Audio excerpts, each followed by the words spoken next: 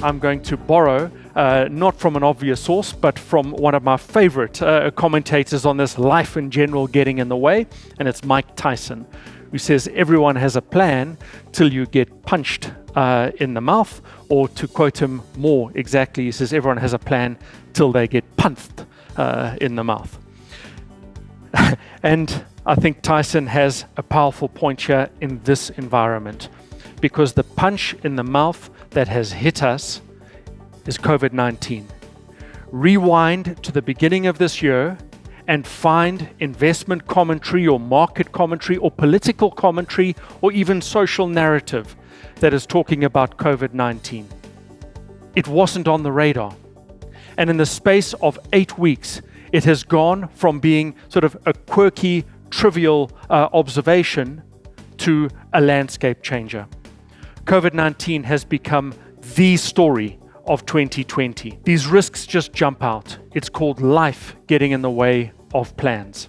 Now, COVID-19 has turned many people into instant medical experts, and I'm not going to make any effort to try and claim that type of knowledge or expertise.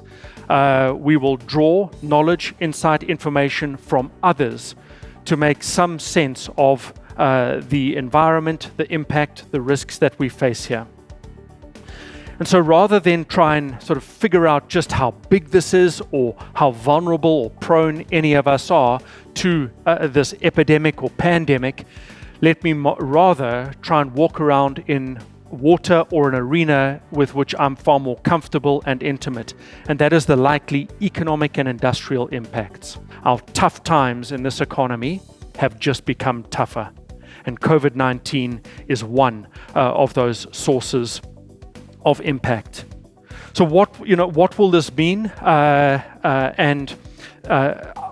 argument in this environment is this too shall pass. And there are ways in which people are responding and reacting. There are material industry implications. The most obvious example of industry implication is the airline industry, where Scandinavian Airlines over this past weekend retrenched or laid off temporarily, and now I want to use inverted air commas, they laid off 90% of their workforce because of an absolute shutdown in airline traffic. The oil price has responded because as COVID-19 has translated into a sharp and sudden slowdown in economic growth, oil producers, including Venezuela, have continued to pump oil, which meant we were getting into a world of abundant oil, too much oil. And that surplus oil starts to put downward pressure on oil prices. The Saudis and Russia went into discussion about how they would manage this under their OPEC plus arrangement, and neither of them blinked at the poker table, and they both continued pumping.